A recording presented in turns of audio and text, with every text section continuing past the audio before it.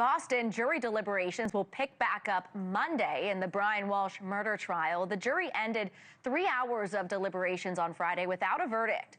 The 50-year-old faces life in prison without parole if convicted of first-degree murder in his wife's death. NewsNation's Marcus Espinoza is live in Boston suburb of Dedham. Marcus, with the jury going home without a verdict, catch us up on the very latest here.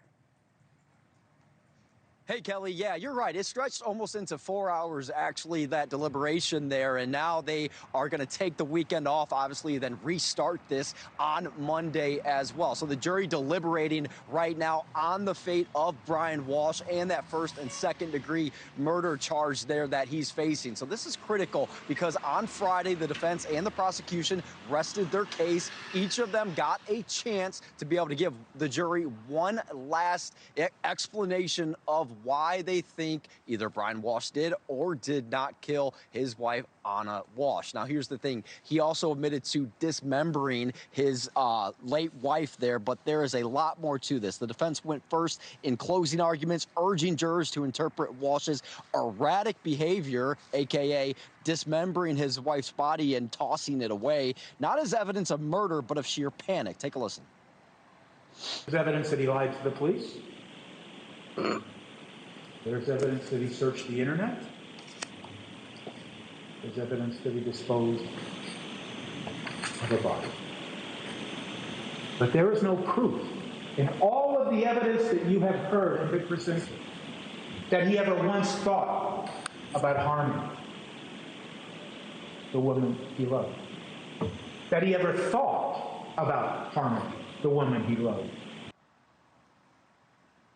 The prosecution says use your eyes and take a look at the surveillance video just hours and days after this. Take a listen.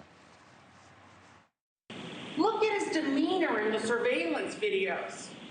He's cool and calculating. He's calm.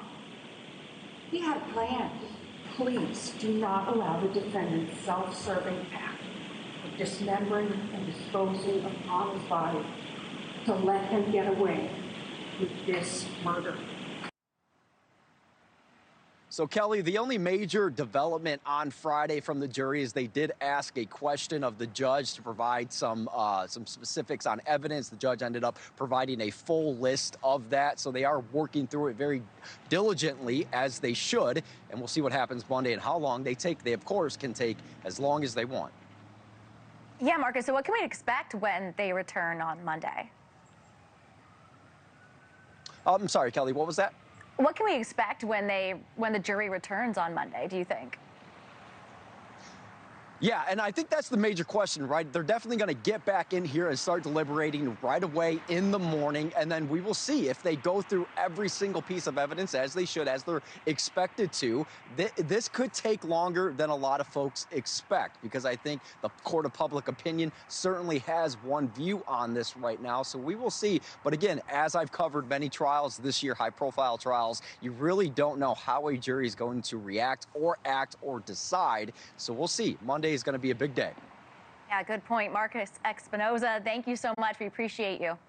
Thank you for watching. Subscribe below and download our NewsNation app right now on your phone, and you will get fact-based, unbiased news for all Americans.